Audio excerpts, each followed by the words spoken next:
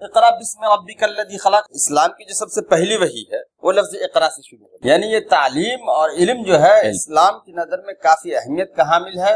نبی پاک صلی اللہ علیہ وسلم کی یہ حدیث بھی، طلب العلم فریضۃ علی کل مسلم، علم حاصل کرنا فرض ہے ہر مسلم پہ۔ یہ عجب اتفاق رہا کہ علم کو دو حصوں میں تقسیم کر دیا گیا، حالانکہ علم ہے، بلکہ بعض مفسرین تو جدید مفسرین نے یہ کہا کہ انما یخشی اللہ من عبادہ العلماء کی جہاں اس کے بعد جو آیتیں آئی ہیں کہ علماء ہی ڈرتے ہیں اللہ سے، اس کے بعد جو آیتیں آئی ہیں وہ پہاڑوں کے تعلق سے اور پہاڑوں کے رنگوں کو بیان کیا گیا، یعنی ایسی چیزوں کو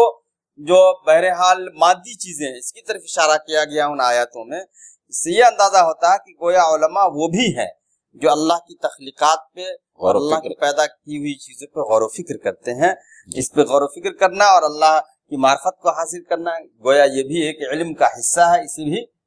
علم سمجھنا چاہیے۔ الگ بات ہے کہ علم کو اگر اس پیرائے میں دیکھتے ہیں کہ عمل کرنے والا علم،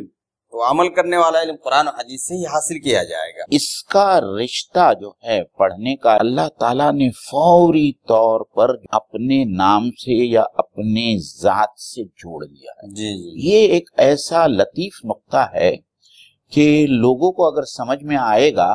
تو پھر دنیاوی علوم دینی علوم بن جائے گا، دینی علوم دنیاوی علوم بن جائے گا۔ اللہ تعالیٰ نے بہت لطیف انداز میں یہ کہا ہے کہ علم جو بھی ہو وہ علم اس کے نام سے موسوم ہو، وہ علم ایسا ہو جو اللہ کی معرفت کا باعث بنے،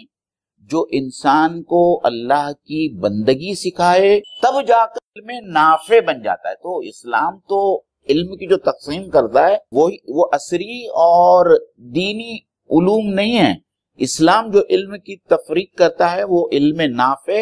اور علم غیر نافع ہے۔ تم شوق سے کالج میں پڑھو، پارک میں جھولو، جائز ہے غباروں میں اڑو، چرخ پہ جھولو، پر ایک سخن بندے عاجز کا ہے یاد، اللہ کو اور اپنی حقیقت کو نہ